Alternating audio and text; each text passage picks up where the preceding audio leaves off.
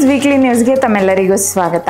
ಮೊದಲಿಗೆ ಪರಿಸರ ಮಾತೆ ಸಾಲು ಮರದ ತಿಮ್ಮಕ್ಕನವರ ಸಾವು ಮೊದಲ ಬಾರಿಗೆ ಮನುಷ್ಯರಿಗಷ್ಟೇ ಅಲ್ಲದೆ ಮರಗಳಿಗೂ ಕೂಡ ಕಣ್ಣೀರನ್ನ ತರಿಸಿದೆ. ನಮ್ಮ ಮೇಕ್ ಮೈ ಪ್ರಾಪರ್ಟೀಸ್ ಕಡೆಯಿಂದ ವೃಕ್ಷ ಮಾತೆಯ ಆತ್ಮಕ್ಕೆ ಶಾಂತಿ ಕೋರುತ್ತಾ ಈ ವಾರದ ನ್ಯೂಸ್ ಅನ್ನು ಪ್ರಾರಂಭಿಸೋಣ. ಮನೆ ಕಟ್ಟಬೇಕು ಅನ್ಕೊಂಡಿರೋರಿಗೆಲ್ಲ ಈ ವಾರ ಗುಡ್ ನ್ಯೂಸ್ ತಂದಿದ್ದೀನಿ. ಕಟ್ಟಡ ಸೆಟ್ ಬ್ಯಾಕ್ ನಿಯಮದಲ್ಲಿ ವಿನಾಯಿತಿ.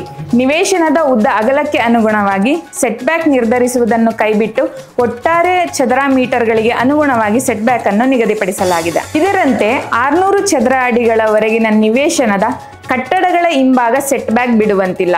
ಮುಂಭಾಗದಲ್ಲಿ 2.5 ಅಡಿ, ಎಡ ಅಥವಾ ಬಲಭಾಗದಲ್ಲಿ 2 ಅಡಿ ಜಾಗ ಬಿಡಬೇಕೆಂದು ನಿಗದಿಯಾಗಿದೆ. 1500 ಚದರ ಅಡಿ ನಿವೇಶನದವರೆಗಿನ ಕಟ್ಟಡಗಳಿಗೆ ಹೊಸ ಸೆಟ್ ಬ್ಯಾಕ್ ನಲ್ಲಿ ಕಡಿಮೆ ಜಾಗವನ್ನು ನಿಗದಿಪಡಿಸಲಾಗಿದೆ. ಈ ಸೆಟ್ ಬ್ಯಾಕ್ ಈಗಾಗಲೇ ನಿರ್ಮಾಣವಾಗಿರುವಂತಹ ಕಟ್ಟಡಗಳಿಗೂ ಅನ್ವಯವಾಗುತ್ತದೆ.